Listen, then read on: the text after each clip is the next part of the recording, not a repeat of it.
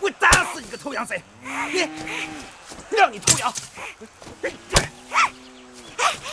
不让你偷，不让你偷，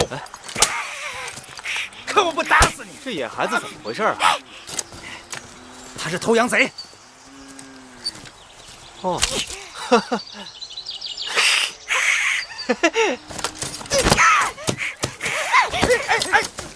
哎！你小狼崽子，你撒开！啊！你给我撒开！小狼崽子，我看你真是不想活了！住手！你们也太毒了！这么小的孩子，你们居然下狠手！怪这草原上贼人太多，你看看他，这么点大的孩子，比狼崽子还凶。贵人说的是，这小狼崽子一直在偷我们这边的羊。今年草荒，我们本来生的牛羊就不多了，他不仅偷，还带着狼群来咬伤我们的人。他才这么小，倘若做贼，那也是被逼的。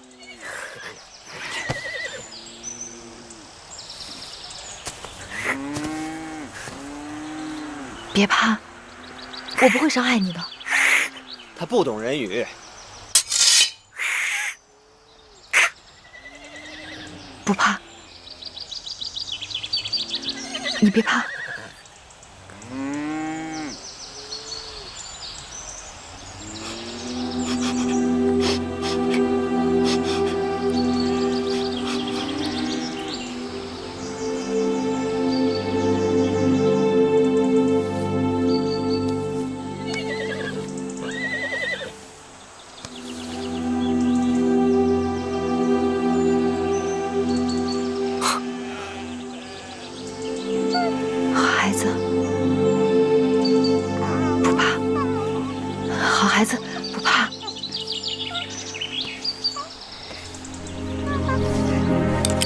我把这只簪子给你们，把它交给我吧。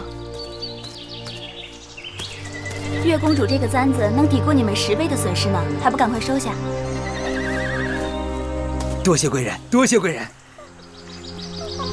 哎，大伙都散了吧，快散了吧。你就是楚国的公主，王后的陪嫁。你是谁？在下秦国公子嬴华。原来是公子华。芈月有失恭敬了。哦，没事没事，别怪子华多嘴。公主人兽不分，烂做好人了。公子睁眼看看清楚，这孩子到底是人还是兽？只怕是公子人兽不分吧。把他带到我帐篷里去。是。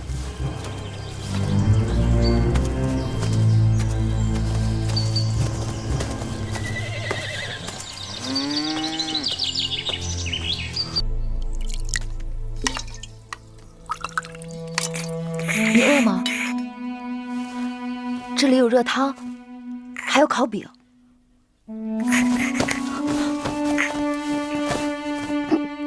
慢点吃，别噎着了。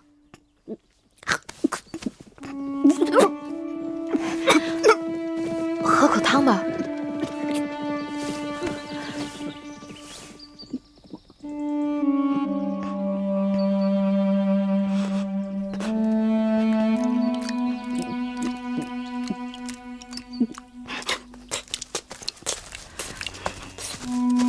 月公主，你们秦国的人来了，要带你回去。哦，我知道了。别怕，他不会伤害你的。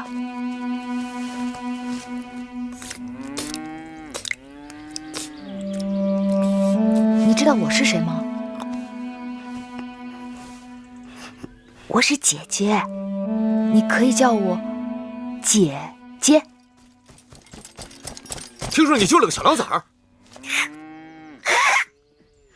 你还真挺像小狼的。你干嘛呀？你吓着他了。你怎么看上他了？他跟我弟弟一样大，我弟弟若是无人照顾，可能也会像他一样。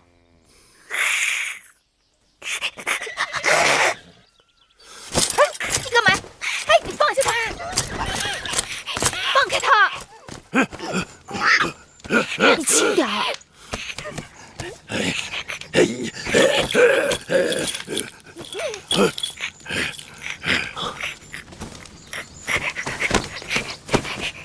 他说什么呀？他说啊，他很聪明，通晓人的习性，应该是跟人一起长大的，只是这2年才混入狼群当中，跟狼一起生活。只要把他送回人群当中继续教养，他应该可以跟其他孩子一样。少司命保佑，可怜这孩子。既然你这么喜欢他，给他起个名字吧。你说你怎么这么小就有白头发，简直像小狼一样。我叫你小狼好不好？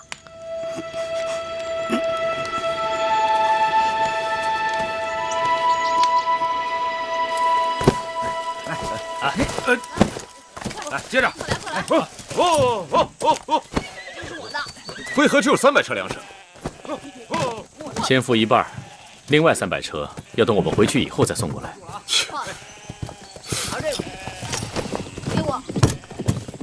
于公子，管子是谁？管子啊，齐国的国相，曾经辅佐齐桓公尊王攘夷，成就霸业，是他独创的轻重术与盐铁法。来了。什么是轻重术？敛轻散重，低买高卖。管子曾使用轻重之术，不费吹灰之力，就将鲁、梁、莒、来、楚、代、衡山击垮。哎，等等，你给我解释一下。义渠盛产狐皮，如果我向大王高价购买狐皮，那么义渠的子民就都会跑去猎狐挣钱。到那时候会发生什么事呢？如果大王点击兵马，发现所有人都去猎狐了，而此时正值有外敌入侵，该如何？如果大家都忙于猎狐，而不屑于放牧，此时我突然停止再收购狐皮，那么已经无人放牧的义渠又会怎样？饥荒。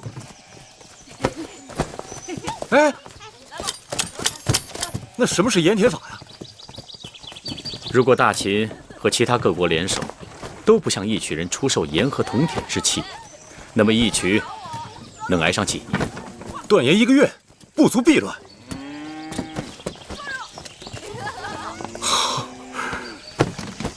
多谢雍公子提醒，我定不负与大秦的盟约。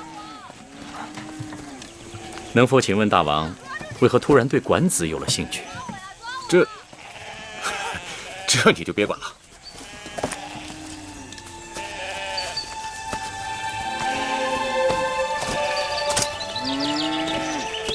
张仪拜见岳公主。张子，真没想到秦王会把这差事派给了你。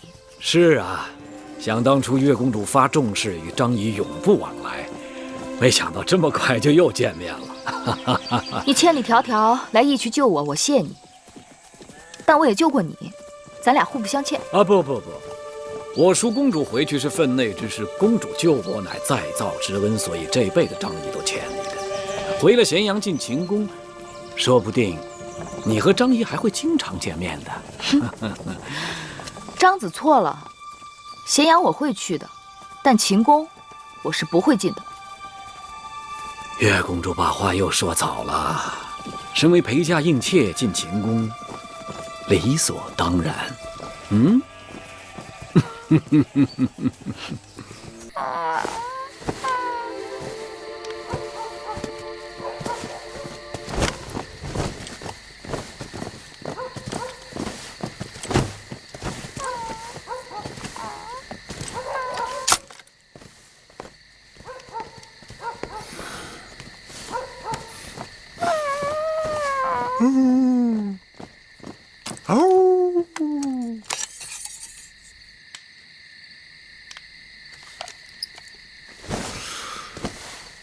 还想杀我？杀人是要靠机缘的。如果你还想杀我，就得祈祷长生天，让你我还能有机会再见面。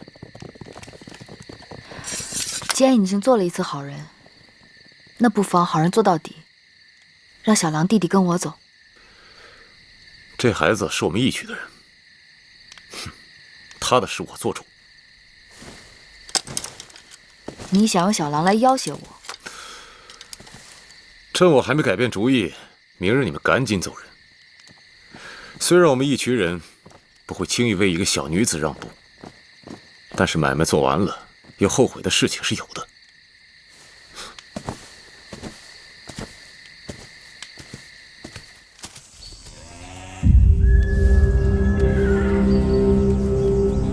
想不到玉渠王是个用情很真的人。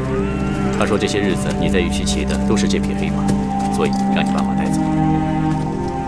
义渠王送公主骏马，他是用心良苦啊。马就是一匹马，听了公子这话，倒是让人觉得别有用心了。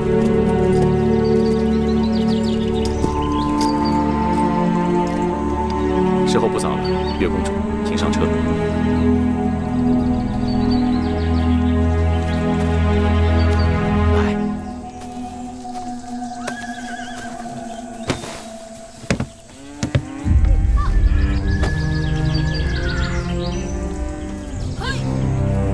走吧。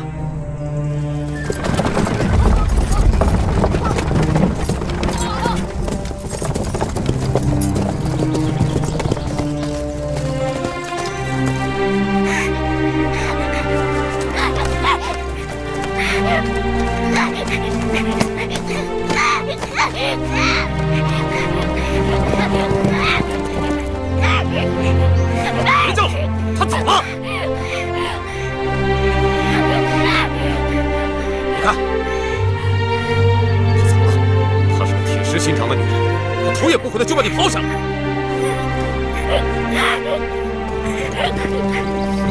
她说她是你姐姐，我把你留下来，竟然连眼泪都没掉。他在咸阳还有个弟弟，你只是一只狼，又不会说话，估计他见到他那个弟弟，很快就会把你忘了。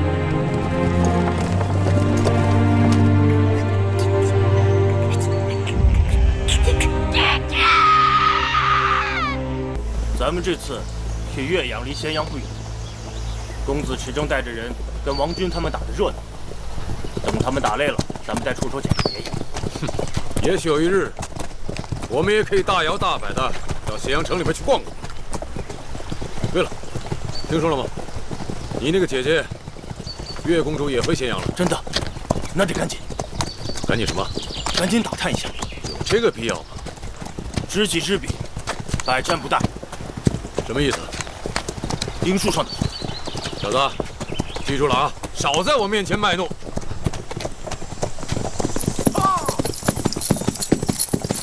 大王！大王，咸阳城传来消息，何事？是月公主。月公主在咸阳城遭人谋害，危在旦夕。谁胆子这么大，敢动我喜欢的女人？姐姐有难。五位白起，我们几个先去咸阳。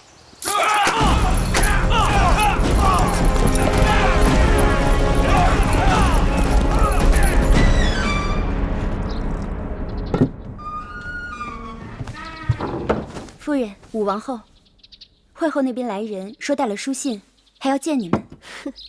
米叔终于还是乱了阵脚。姑母，你说是见还是不见？让来人把书信留下，就说我跟武王后此时不便，就不见了。是。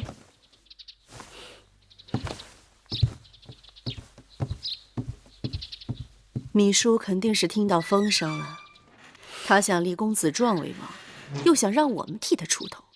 哼，可惜呀，算盘打错了。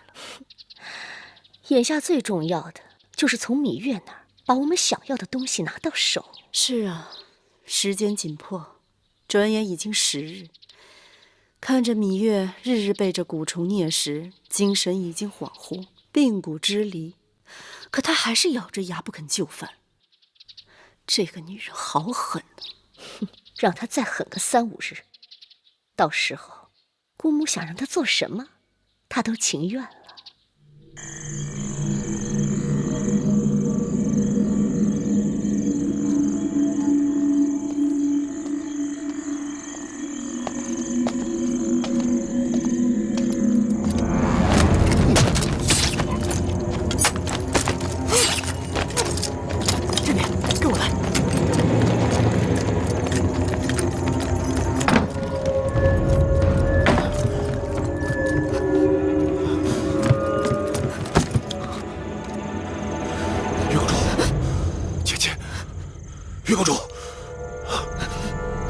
姐，姐姐，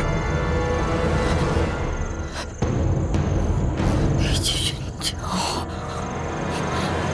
你放心，有我在。走，走。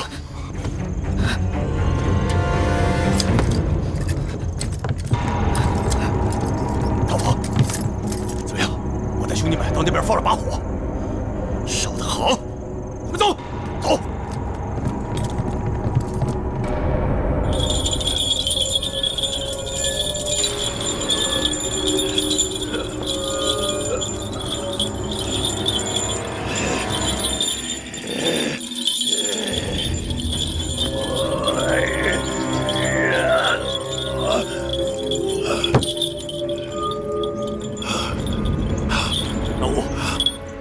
究竟如何？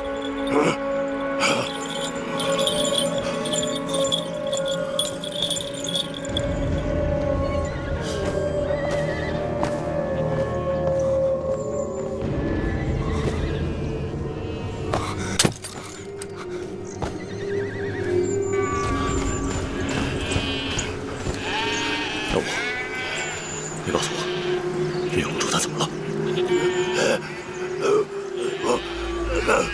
蛊毒？我知道她是被人下了蛊，可总有救的办法。过去我们的人中了蛊，你也用桃枝雄黄驱过蛊啊？不是，你怎么会没有办法呢？你告诉我，你想想办法呀，老吴，你想想办法。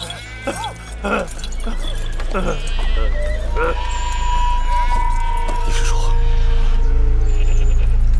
太晚了？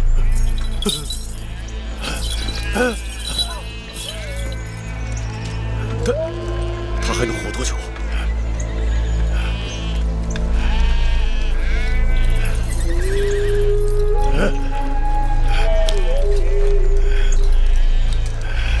只有5日了。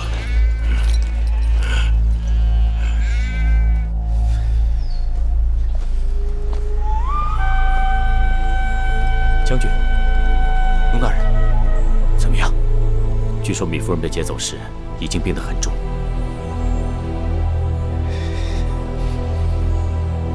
不过，那夜袭击富阳宫的竟然是义渠王的人马，所以我想将军不必担心，既然是义渠军，不会对米夫人怀有恶意的。一定要搞清楚缘由，我得亲自去趟。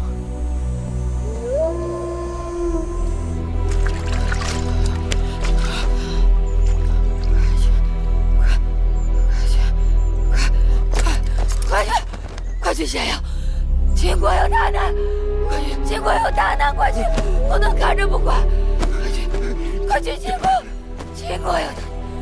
姐姐，是我，你看看我，我是小狼啊！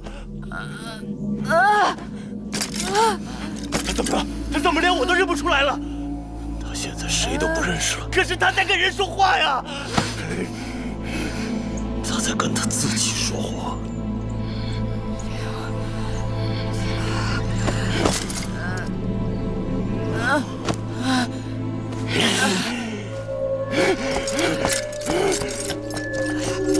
秦国，快去！秦国，老吴，老吴！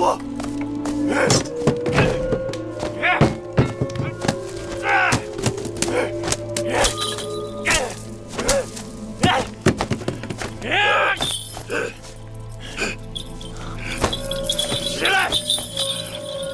说，有什么办法才能救我姐姐？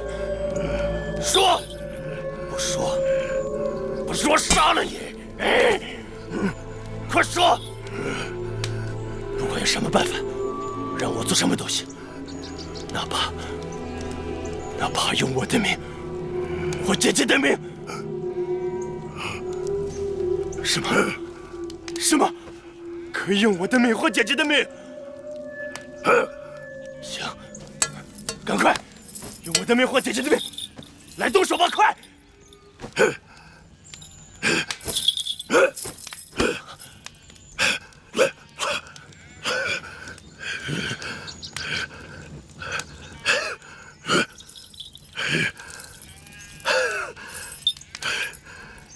是我们，是不是？这究竟是谁啊，老吴？是谁？你告诉我是谁？是谁能救我姐姐的命？你说呀！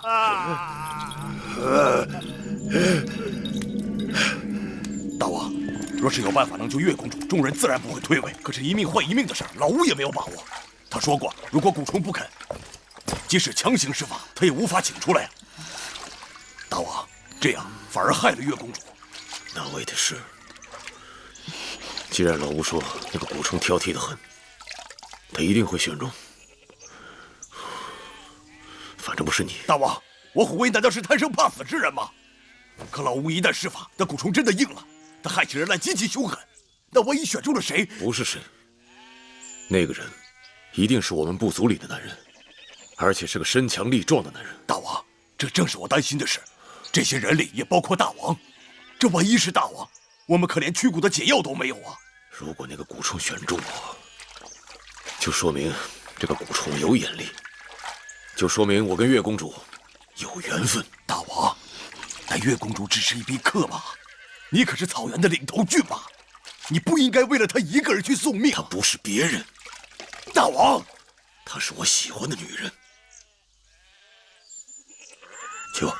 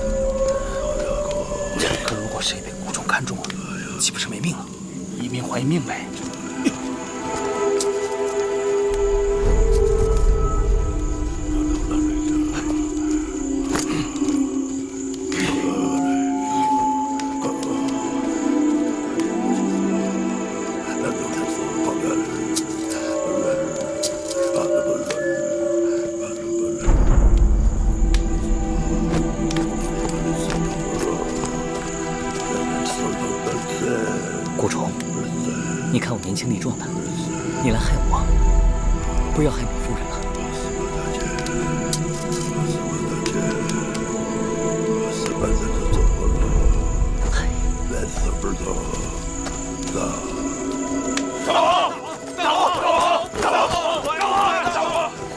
该轮到我了吧？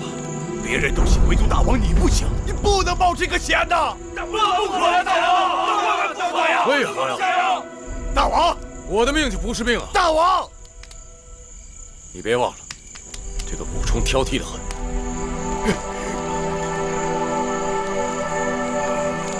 大王，大王，大王，大王，大王！大王，可呀，大王！给我，让我抓吧。如果我抓到了，那就是我的命。你在说什么？你是觉得我会抓到，还是因为我注定会抓到？那就少废话，拿过来。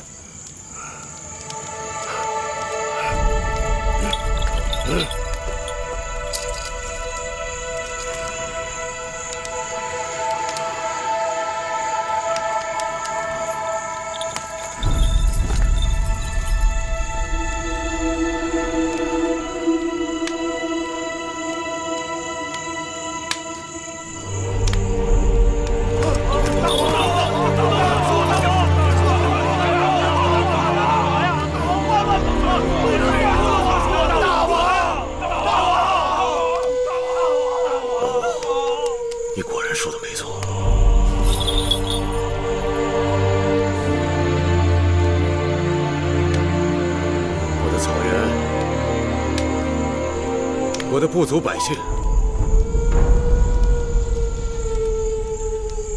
能做你们的大王，我知足了，大王。老吴，我的运气不错，你安排吧。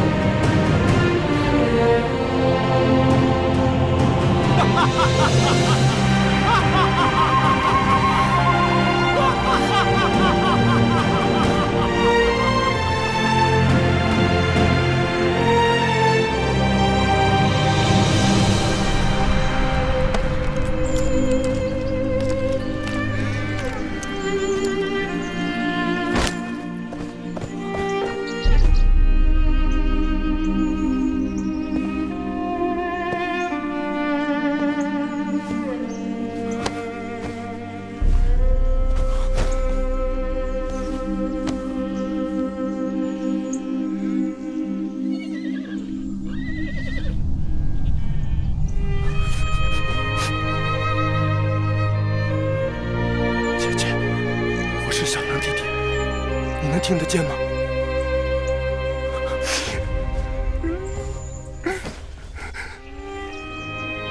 的听不见？你一点都听不见吗？那帮家伙把你害惨了。姐姐，你放心，等他们落到我的手里，我一定抽了他们的筋，扒了他们的皮，我要把他们的骨头都敲碎了喂狗，然后把他们的眼珠子一个一个挖出来，然后把他们的手和脚都剁了，然后把他们的肉煮成汤。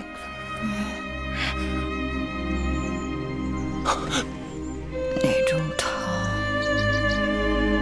喝不得。姐姐，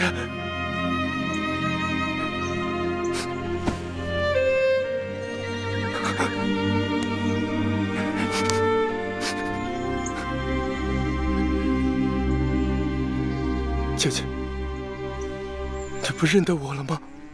我是你的小狼弟弟啊，姐姐，你看看我，我是你的小狼弟弟啊。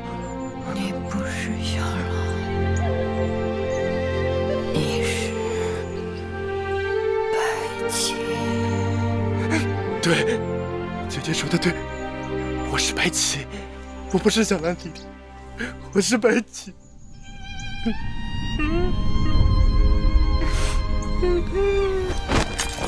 大王，大王，大王，大王，大王，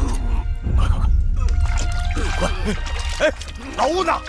老吴这个老东西死哪儿去了？老吴哪儿去了？他把蛊虫引到大王身上，就撒手不管了。他想眼睁睁看着大王去死吗？将军息怒了。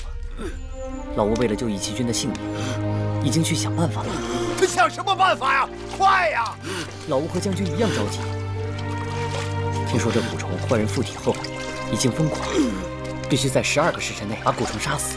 哎，快！你告诉我，你知道怎样杀死那蛊虫吗？对啊。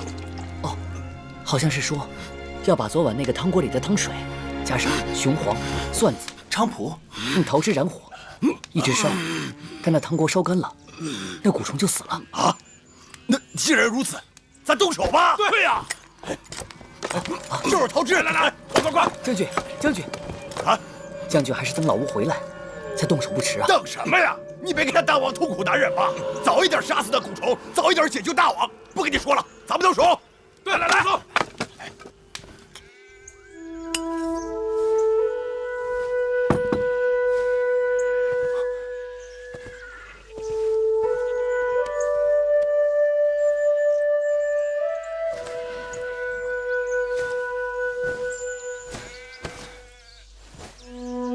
姐姐在找什么？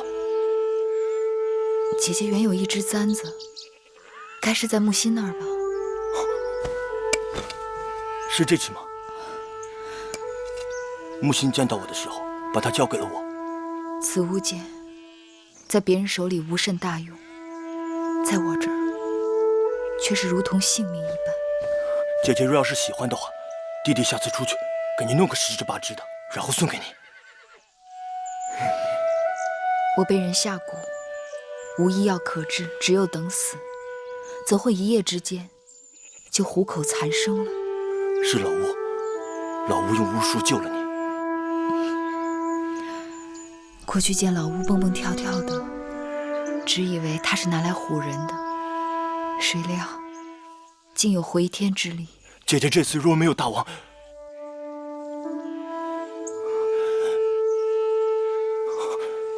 总之，姐姐是幸运的。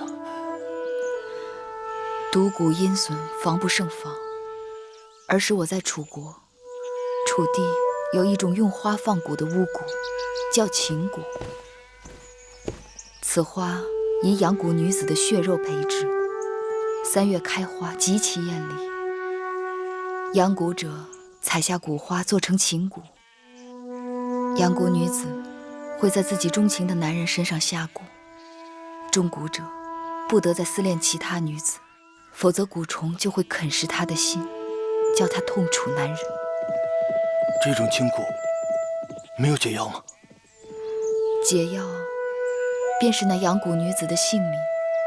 养蛊女子若解了情人身上的巫蛊，那她自己也活不成了。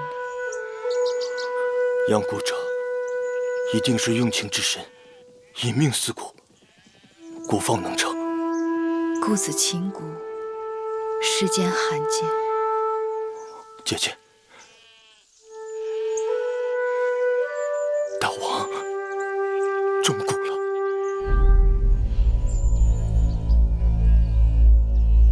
你这是在跟我打趣吗？姐姐，你可知道你为什么康复的这么快吗？才刚过了几个时辰，是义渠王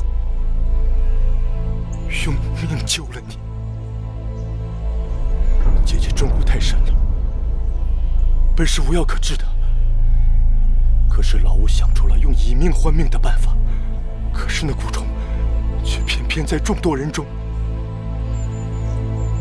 选中了大王。你说以命换命，如何换命？老吴施法，让大王把蛊虫引到了自己身上。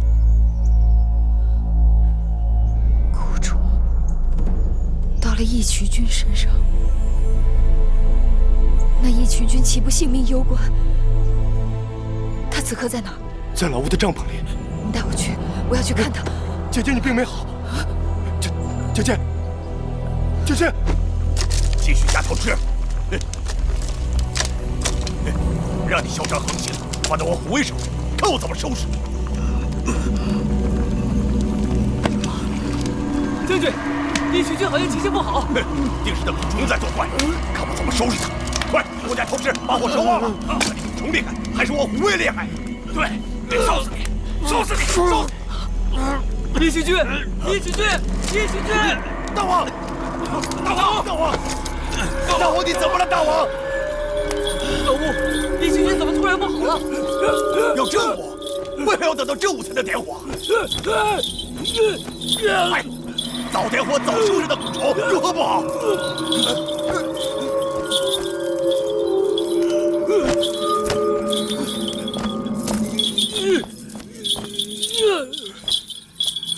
将军，将军，老吴说什么了？完了！点火早了，大王的阳气不足，非但没有烧死那蛊虫，反而害了大王。是我害了大王，老吴，怎么办？老吴，怎么办呀？是我害了大王，你让那蛊虫来找我，我替大王偿命，老吴，我求你了，老吴，老吴，你替大王吧，老吴，老吴。大王醒了，大王，不怪你，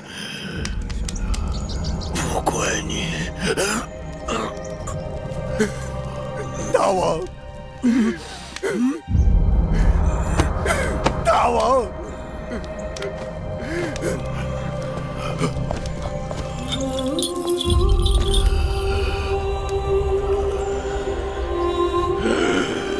木西，义渠君怎么样？夫人，老吴本来有法子杀死蛊虫，救义渠君性命的，但因为我们在正午前点了炉火，没伤到蛊虫，反而害了义渠君。义渠君眼看不行了。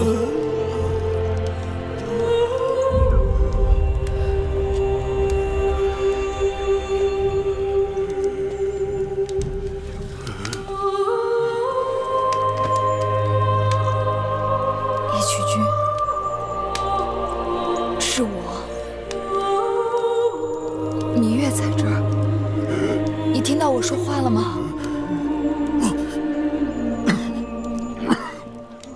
你是我见过最不怕死的男子。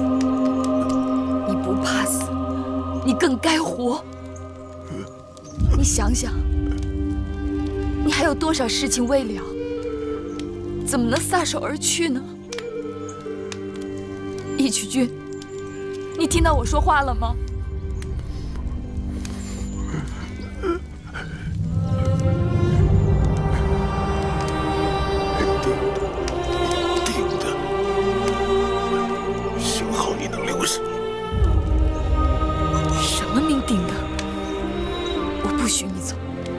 听到了吗？你我的缘分也就那么多了。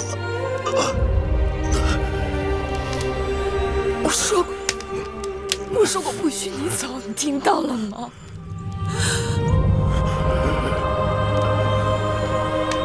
我不许你走，我不许你走，你听到了吗？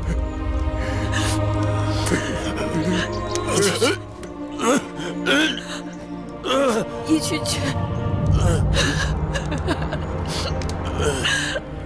你说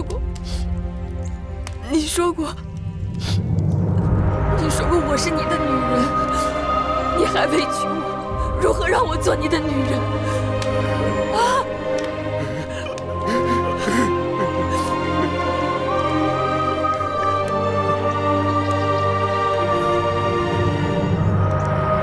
易曲曲，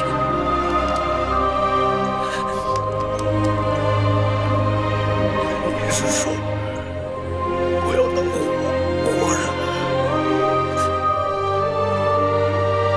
你做我的女人？芈月当众发誓，只要大王闯过这一关，我就是你的女人。你听到了吗？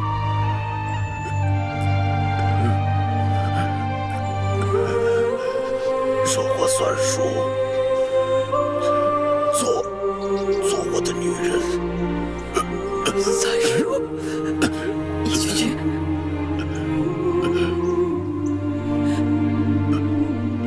易曲曲，易曲曲，老五是正午了吗？快看看，快看看！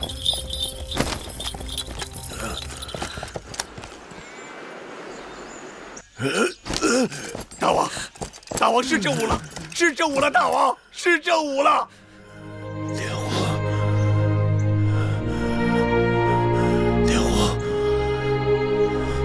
莲皇，我今日要跟他拼了，非他即我，性命交给你们了。好，老吴，点火！老吴，快点火！快，点汤去！走，快！易曲曲，你放心，玉儿就在这陪你。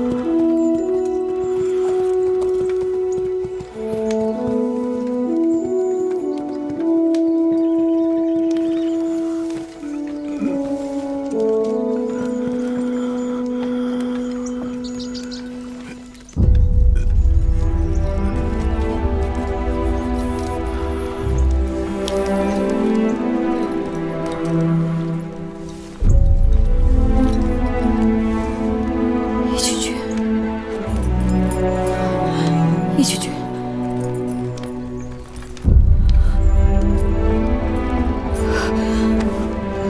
你终于醒了。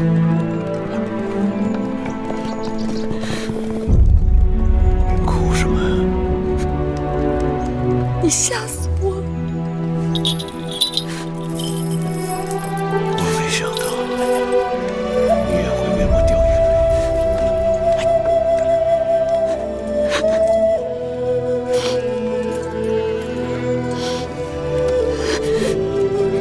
没事了，我不是没死吗？早说吧。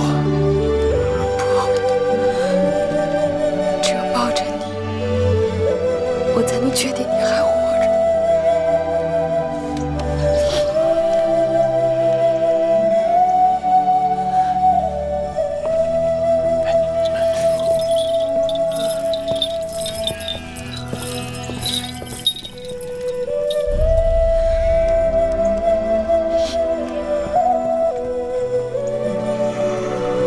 老吴，这下好了，咱们准备给大王娶亲吧。哎，老吴，你不高兴啊？老吴，哎，这个老东西。胡一将军，义渠君怎么样？啊，大王好多了。吉人天相，太好了。对。既然义渠君好多了啊，老吴为什么不高兴？嗨。我刚一说月公主要嫁给我们大王，哎，他就愁眉苦脸的。米夫人要嫁给义渠君啊，真是不行，确实不行。哎，不，那个，过来，去，你怎么也这么说的？你也是亲耳听见那个月公主要嫁给我们大王的。那米夫人是公子季的母亲啊，公子季将来是要做我们秦王的，米夫人绝不可嫁给你们大王。哎，为什么就不能呢？你知道吗？这失去首领的部落，别人会像狼群分肉一样给分吃掉的。这草原上的部族首领要是死了，他的女人就赶紧带着孩子和部族嫁给另外的首领。这我们大王可是草原上最出色的男人了，有他给你们月公主做靠山，这不好吗？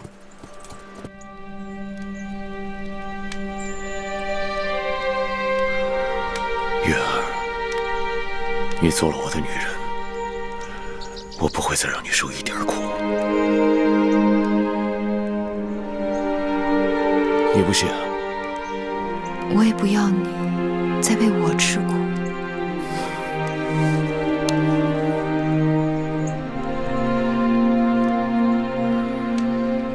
我想好了，我要为你做件大事。你是想下聘吗？行6礼，告诉我，你要给我多少牛羊，多少马匹？我知道你喜欢骏马，我会把我草原上所有的骏马都送给你。但是我说的不是这个。那是什么？秦国。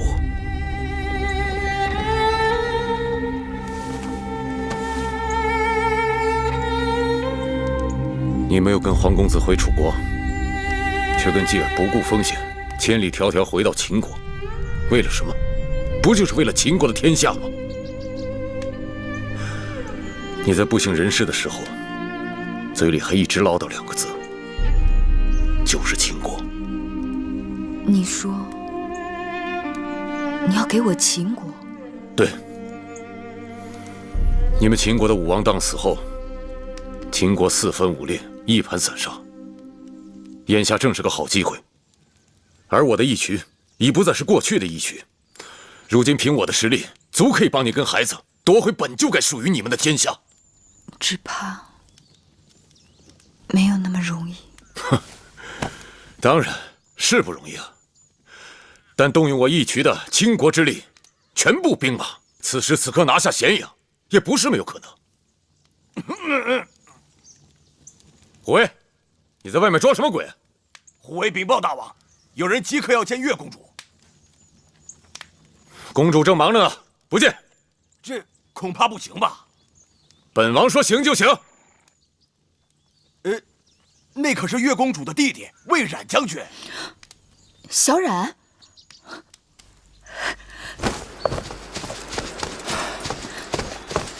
小冉，姐姐，姐姐，小人想念姐姐。小然，快起来！姐姐无恙便好。听说姐姐被那魏夫人所害，差点丢了性命。亏得义渠君舍命，救了姐姐。义渠君义薄云天，小人以后定要好好报答他。继儿如何？雍大人他们如何？姐姐放心，继儿和雍大人在一起，一切安好。只是这咸阳城内的形势紧迫，楚离子和雍大人已经联络了众多的朝廷重臣来拥戴公子季。但眼下，咸阳城内的王军和禁军仍然掌握在惠后芈姝手里。我们的兵马不多，若是真动起手来，并无一击必胜的把握。是啊，那定是一场恶战。咸阳内外必定血流成河，伤及无数百姓。小然，我们再想想办法。若是能不动一兵一卒，便占领王宫，进而拿下咸阳，这岂不更好？若真有这样的办法，当然是好。只是这咸阳宫的城墙高大坚实，把守严密，易守难攻。除非有一个诱饵，引诱芈姝主动打开宫门，我们才有胜算。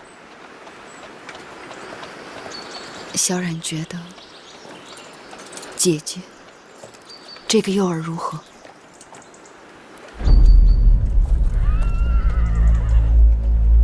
姐姐若是自投罗网，芈姝一定大喜过望。不过如何安排，我们还要花一番心思。咱们再细细筹划一下。这件事，定少不了义渠君鼎力相助。眼下要紧的是，你要先稳住芈姝和魏夫人那边。你最好先放出风声去，让他们知道我又被义渠人给抓获。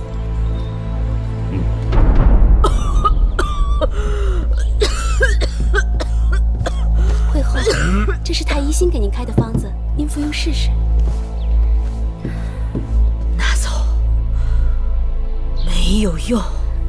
惠后，那治病的药引子都不在咸阳城里，太医再换方子也是无用。惠后，您说的是什么药引子？那遗诏在哪儿？公子季在哪儿？还有那个芈月，都在哪儿？那魏仪有回信吗？还没有。当年当儿不听我劝告，硬要娶这个妇人，如今留下后患。我已然允诺他们，只要当儿的后人是个男儿，就立他为太子。他们还想要什么？他们说，历来历去太过麻烦，所以让惠后再等些时日。若王后产下一个男儿，直接立他新君便是。何苦烦劳公子壮节外生枝？做梦！他们都是做梦！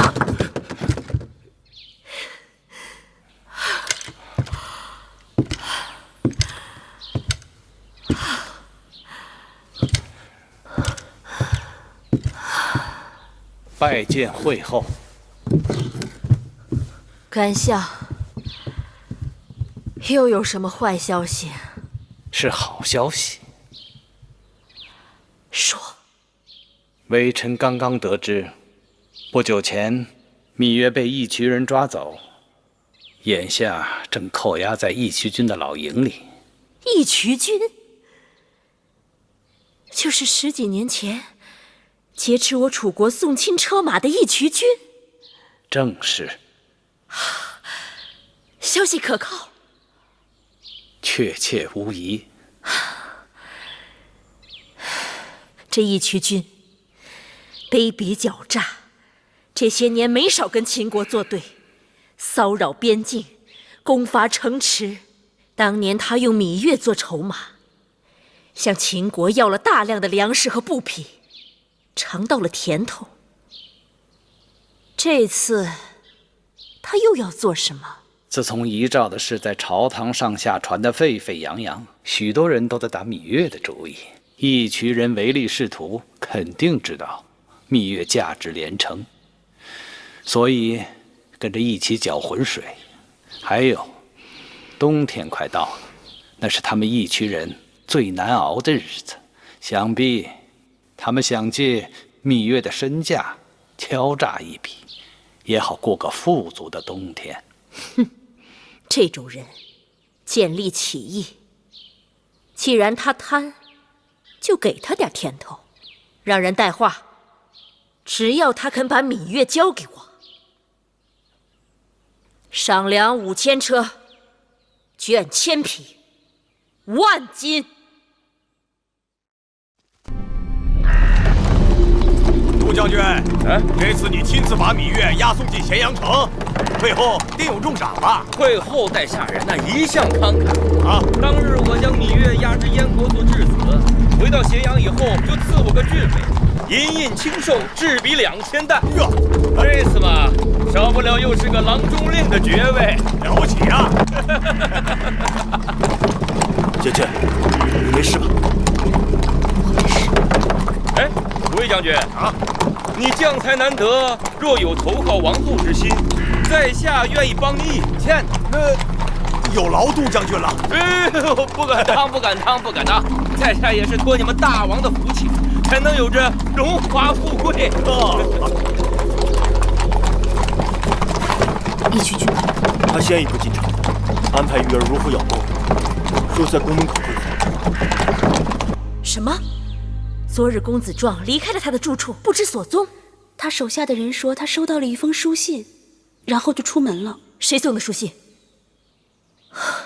公子壮是未来的秦国大王，出门怎么会没个跟随伺候？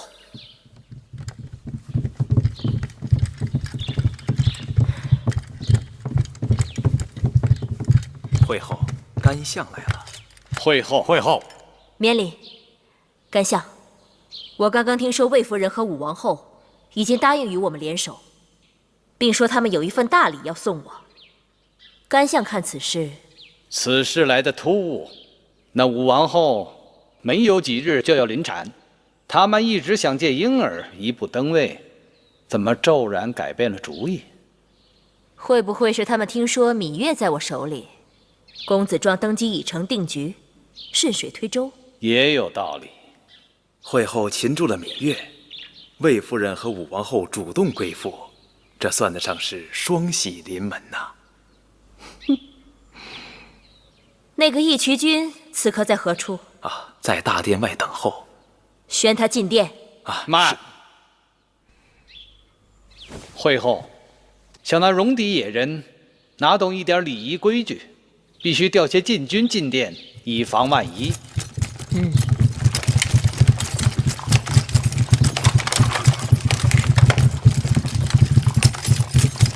宣义渠君进殿，觐见会后。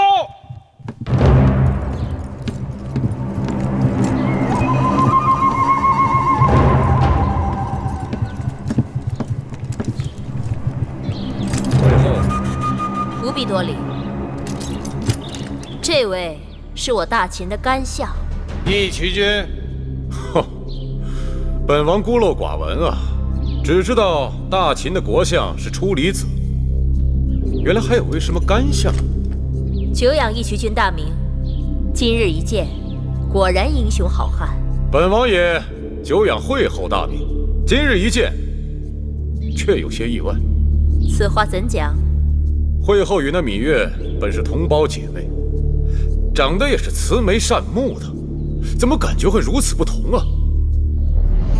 那芈月与我是同父异母，从小无人管教，所以与我大相径庭。哦，果然是相由心生，命由己造。义渠君说得好，我以为义渠君准备好了粮食，还有金和绢，就由义渠君带人去王库直接提取。只是这芈月，放心，会后坦诚相待，我义渠当然要言而有信。来人，把人犯带上来。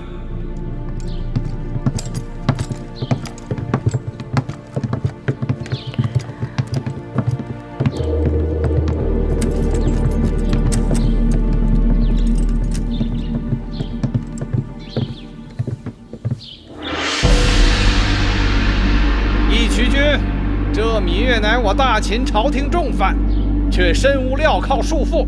你们义渠人对待人犯，是不是太过优渥了？那要看他身价如何。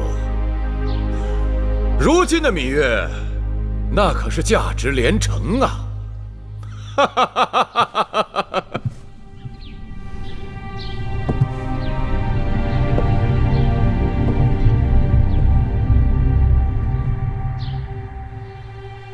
芈月妹妹，多日不见，别来无恙。多谢会后惦记。你终于回来了，这一日我苦等良久。我也曾揣测过再次与你见面的场面，没想到会是眼下这般情景。让姐姐好好看看。自打6岁，在父王的大殿与你相识，转眼快30年了。物是人非啊！你说的对，我有今日，无论好坏，都拜你所赐。怪只怪老天，让你我相生相克。既然姐妹一场，此时你若心生悔意，跪倒在我脚下向我告罪，我虽饶不了你的性命，但可以给你一个体面的死法。你就算杀了我，你仍然掌控不了大秦的天下。你别拿先王的遗诏吓人。我已调查许久，若真有那遗诏，早就出头露面，有迹可循。我也曾想过，或许遗诏在你那儿，那就更好了。只要你死了，那遗诏就会跟着你灰飞烟灭，销声匿迹。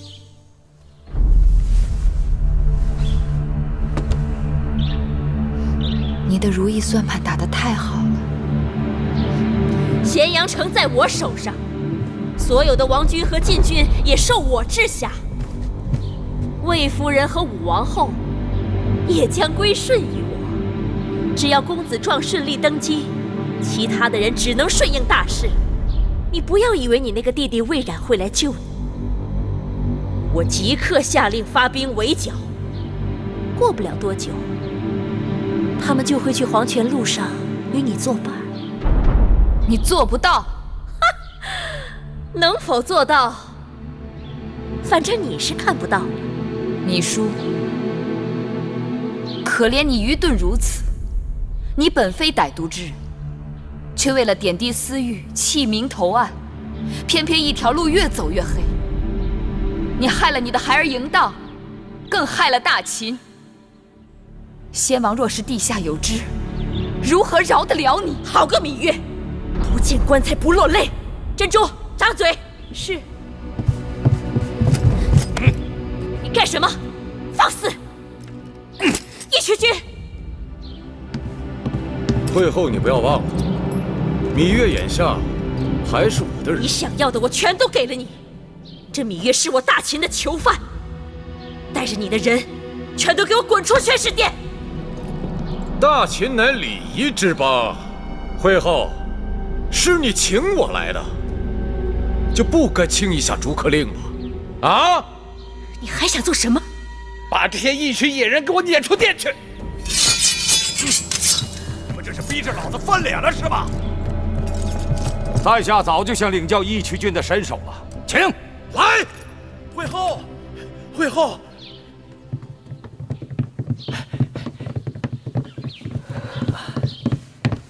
武王后和魏夫人给会后送的大礼到了。他们送的什么？让微臣替会后看看。有劳了。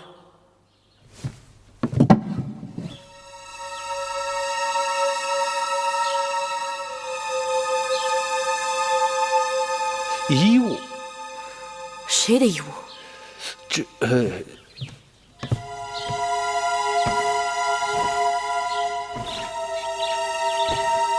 是公子壮的。冯家，昨日是谁给公子壮送信的？正是小的。他们把公子壮弄到哪儿去了？小的只是奉武王后之命行事，公子壮出宫之后的事，小的一概不知。好你个冯家！我待你不薄，提升你为患者令，你居然忘恩负义，卖主求荣！会后此言差矣，小的的主子早已是武王后，小的对武王后始终不二。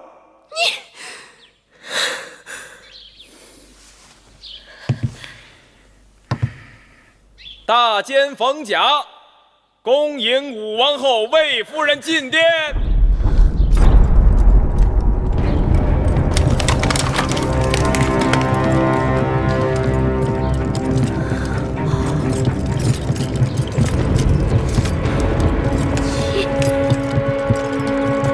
你们这两个犯上作乱的东西，也敢走进宣誓殿？快把这几个贼子拿下！谁敢动？武王后怀的可是大秦的储君，有2个脑袋的，过来试试。义渠君，会后答应给你的东西，我们一样不少都给你，再加万金。你把芈月交给我们如何？那你先把你的万金抬上大殿再说。我们武王后拥有大秦天下，哪在乎这点金银？快来人呐！把芈月用链子锁起来，关进囚笼。放肆！芈月是会后想要的人，岂容你们染指？抢人呐！你不看看老子的剑，答不答应？至于会后，武王后马上就要生下武王的子嗣，你也该交权了。只要我还活着，你想都不要想。会后没法子，会后再过几日，这宣誓殿就有新王了。哎呦！我殿下，魏夫人，还等什么？即刻将人抓起这些妖言惑众、企图篡位之徒！干相，识时务者为俊杰。新王即将登基，武王后对每一位老臣都寄予厚望。你们把会后请回交皇殿，这宣誓殿也让他坐得太久了。会后乃先王遗孀，你们休得无礼！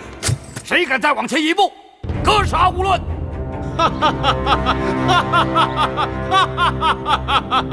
胡卫在，咱们也该动手了。好啊！先将这个阉人给我拿下，他敢冲撞贵人，拔了他的舌头，再关到囚笼里去示众。是。武王后，魏夫人，住手！打狗还得看主人呢。哦，这狗还有主人呢。好啊，我倒要看看谁是它的主人。站出来，我连它主人一起打。嘿嘿，过来吧，武王后，魏夫人。好，武王后，义渠君仗义直言，我定会有所回报。不必了。哼，楚离子，进来吧。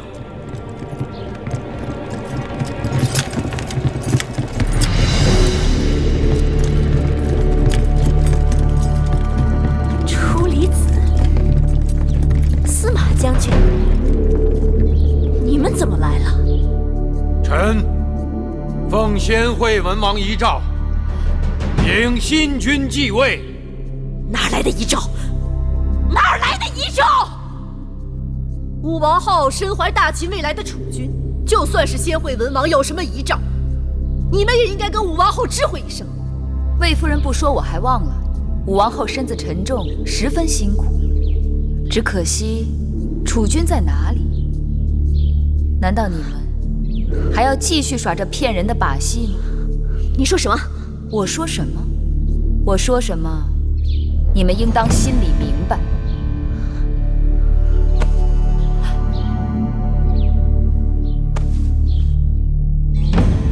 不会，你居然是贾韵！好了，你们这些人都给老子闭嘴！王后。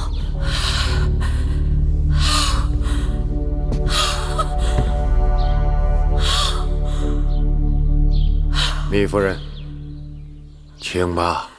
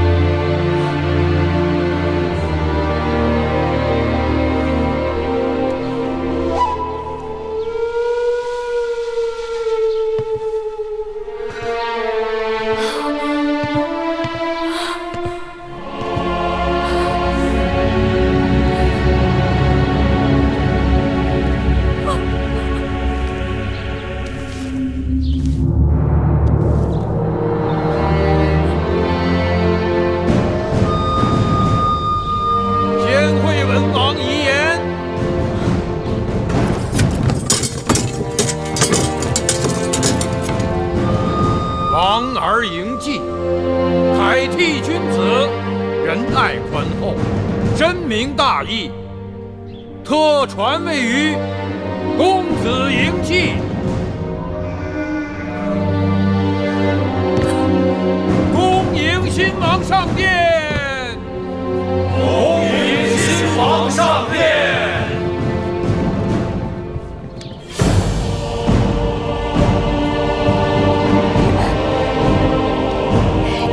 背着我捣鬼！你们疯了啊！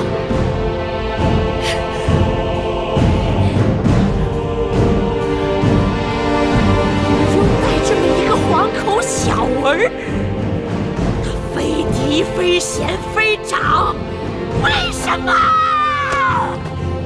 奏魏后，武王后、魏夫人回宫。是。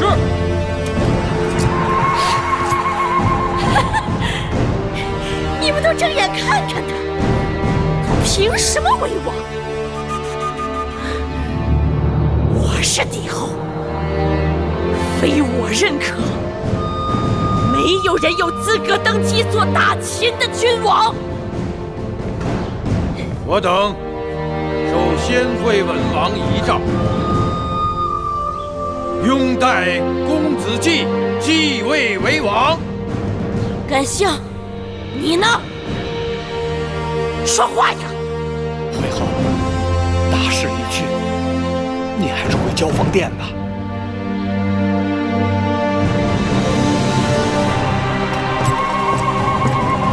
好。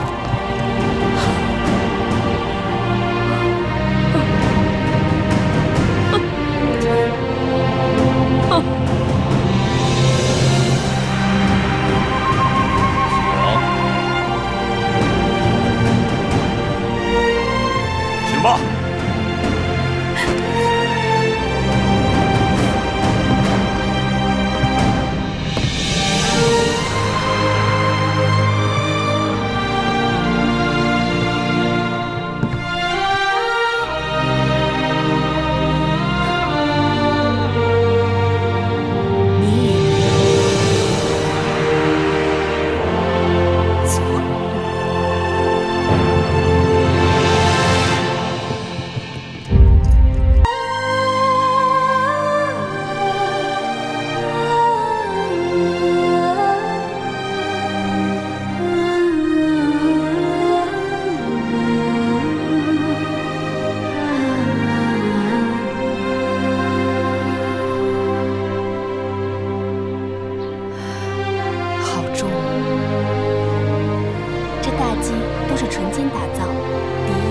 是金线知己，怎会不重用？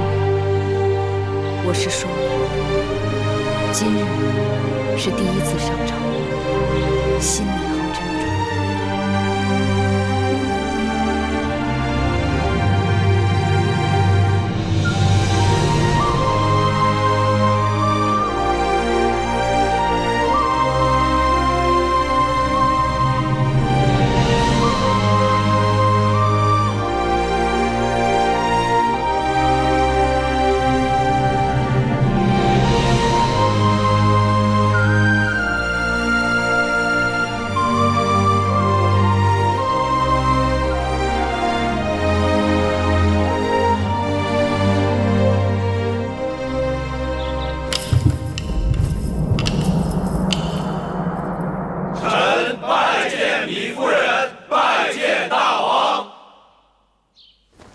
诸卿免礼。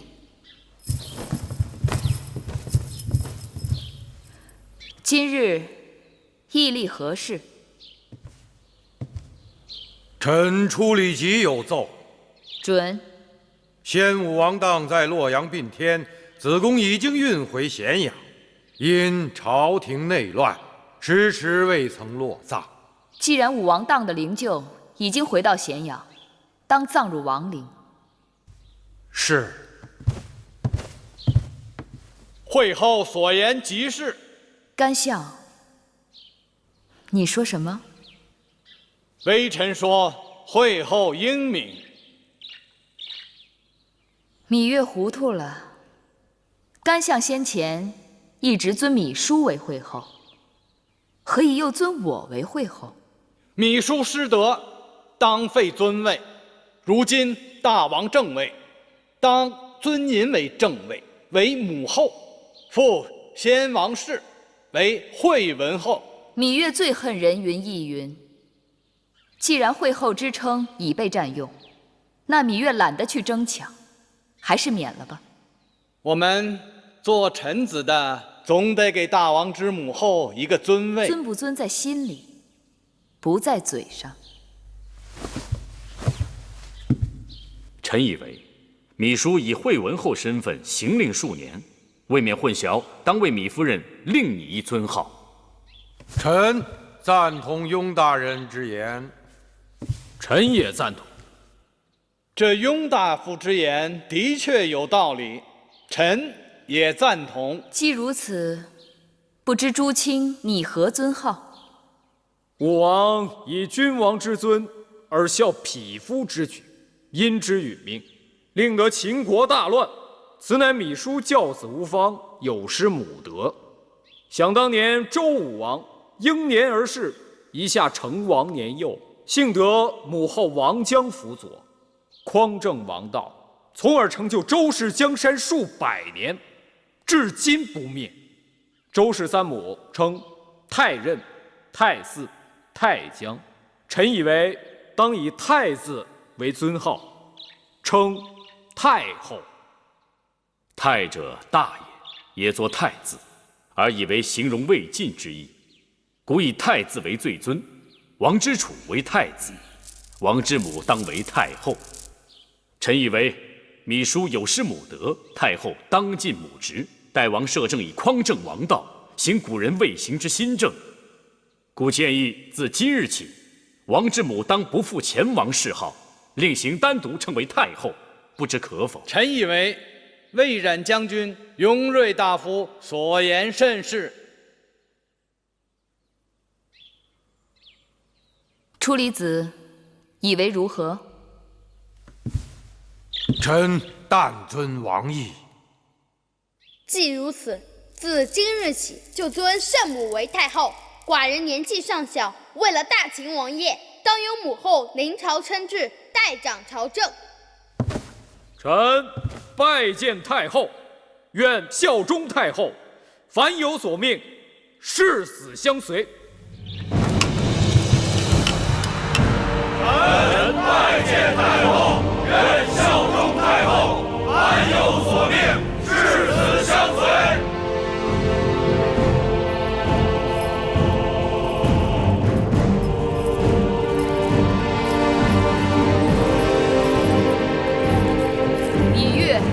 愿与众卿携手，兴我大秦王业。兴我大秦王业！兴我大秦王业！公元前306年，在魏冉和初里吉等人的支持下，秦昭王嬴稷登基。因其年幼，其母芈月听政。自此开端，中国历史上有了第一个太后。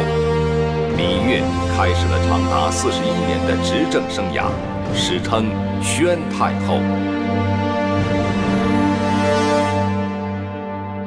如今那公子季已经登基了，我们忙活了这么久，全是在为他人做嫁衣裳。我们的运气算好的了。不知这芈月是一时顾及不上，还是有别的顾忌，竟然没有即刻追究我们给他下蛊的罪责。按理说，芈月和我们结怨极深，就算不即刻拿走我们的人头，也应该把我们打到掖庭冷宫去。谁料却把你我放在这披香殿，也不知道他是什么打算。他那是欲投鼠而忌器，不得已而为之，这是为了收服人心。只要华哥哥和诸公子们继续拥兵自重，我想芈月就不会即刻动咱们。看来我们的指望都在华儿身上了。夫人，武王后，她来了。谁来了？会后芈姝。她来干什么？会后来了。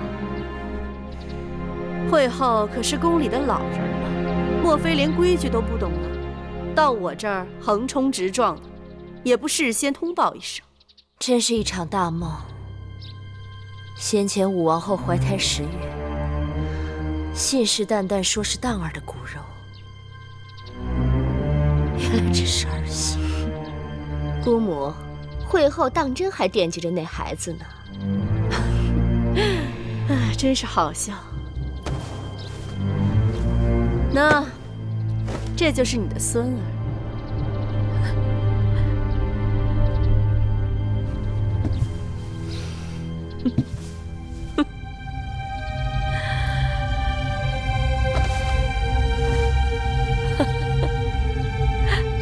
魏婴，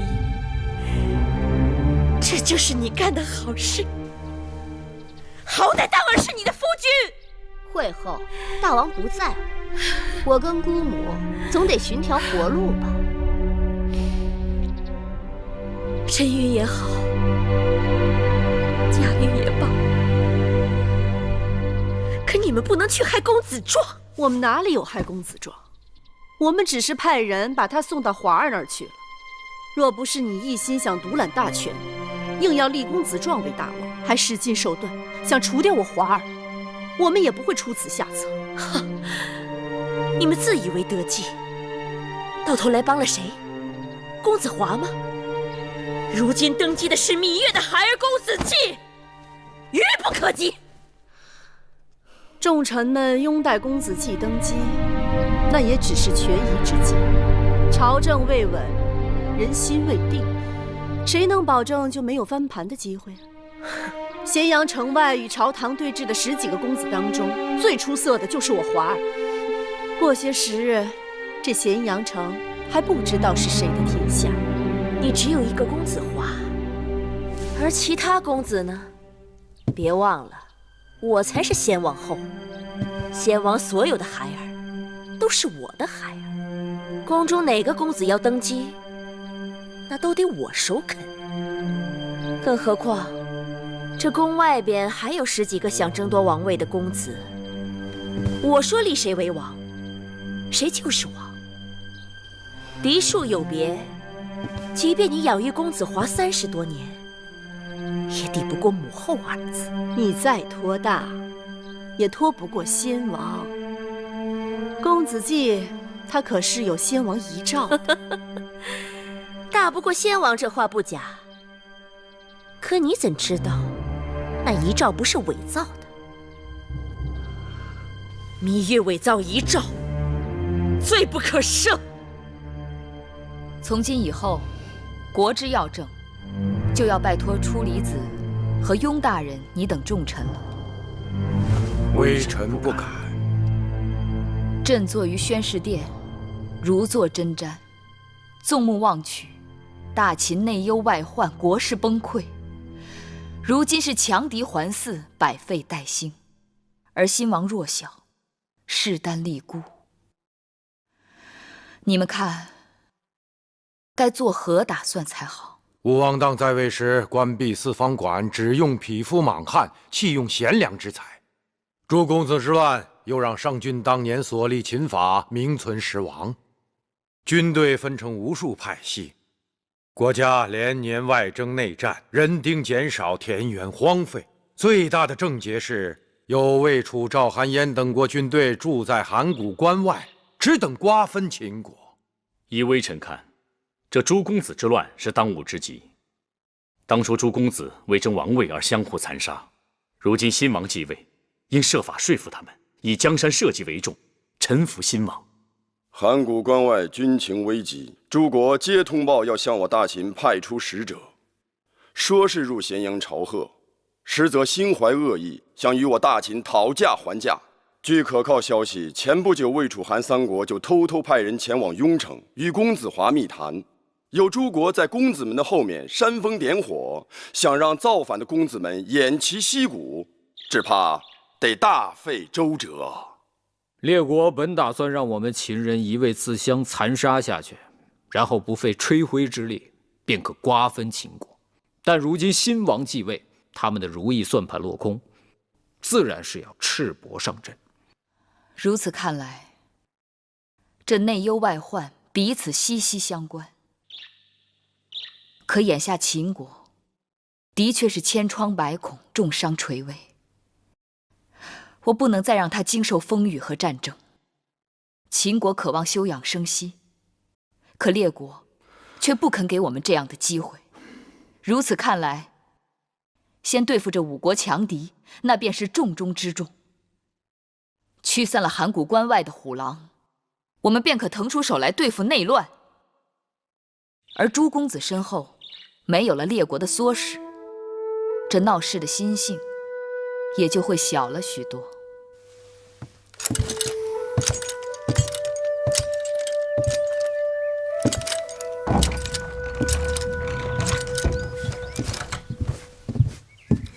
月儿，哎呀，你可回来了！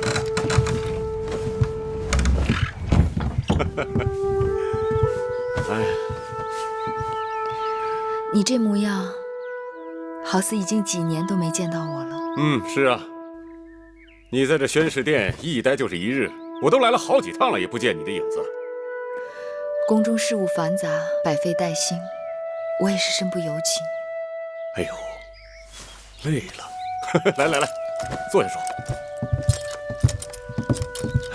你们这些秦人呐，无趣的很，有什么事情处理不了的啊？放在我们草原呐，谈得妥就一起喝酒，谈不妥上马开战，有什么事情处理不了的？万事都这样简单利落就好了。好累。今日那些伺候芈姝的内侍禀报说，芈姝突然兴起，跑去披香殿了。她大概还惦记着武王后的假肚子，给她争王位呢。要是知道了真相，她大概把武王后和魏夫人都恨苦了。这做梦做醒了，总会有点心痛。你们先前这个秦王啊，也算个好汉，但眼光不行。